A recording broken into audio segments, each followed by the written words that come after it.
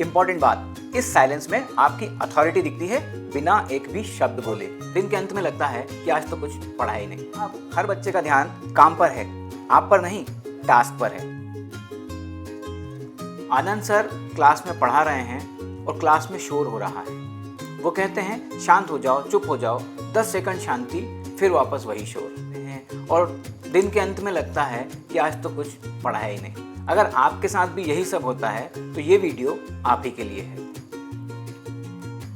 इस वीडियो में मैं आपको ऐसे 5 तरीके बताऊंगा जिनसे आप क्लास को कंट्रोल कर सकते हैं, और ये सारे तरीके मैंने खुद क्लासरूम में अप्लाई होते हुए देखे हैं। और हाँ, ये सारे तरीके आप अपने क्लासरूम में कल से, हाँ जी कल से ही अप्लाई कर सकते हैं, क्योंकि इसके लिए ना कोई अलग रिसोर्स चाहिए, ना ही कोई एक्स्ट्रा पनिशमेंट।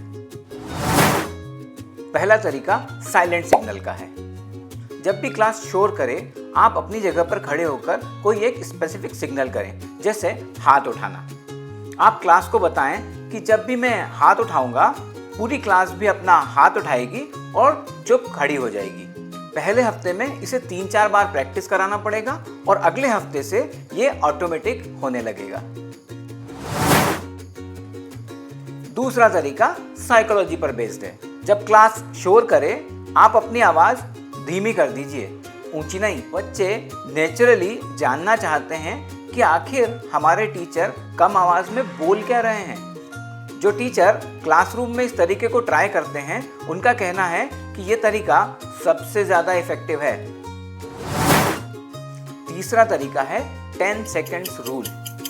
जब क्लास शोर करे तो कुछ मत बोलिए, केवल सामने देखिए और अपने मन में 10 तक गिनिए।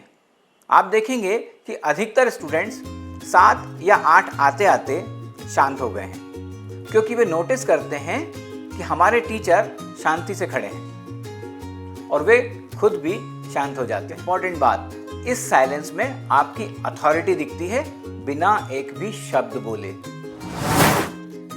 चौथा तरीका थोड़ा अलग है, इसे हम कहेंगे पॉजिटिव स्पॉटलाइट। जब शोर हो, शोर पर ध्यान मत दीजिए, उस बच्चे की तारीफ कीजिए जो इस शोर के दौरान भी शांति से बैठकर काम कर रहा है। आप कह सकते हैं, वाह रमेश, तुम कितने शांति से, ध्यान से मेरी बात सुन रहे हो। और हाँ, बाकी बच्चे इसे तुरंत नोटिस करते हैं, क्योंकि कोई भी पीछे नहीं रहना चाहता, और इससे 30 सेकंड में बदल जाती है पूरी क्लास की डायरेक्शन।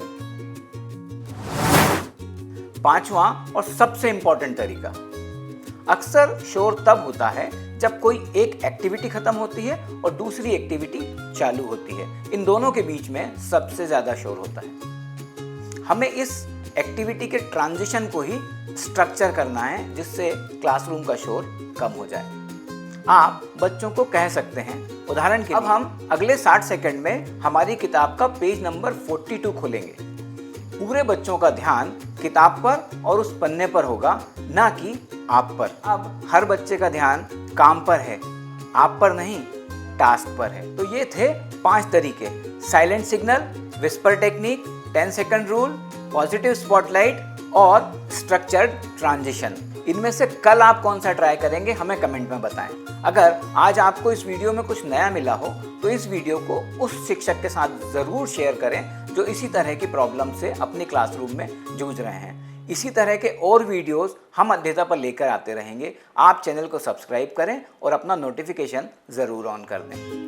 मिलते हैं अगले वीडियो में। धन्यवाद।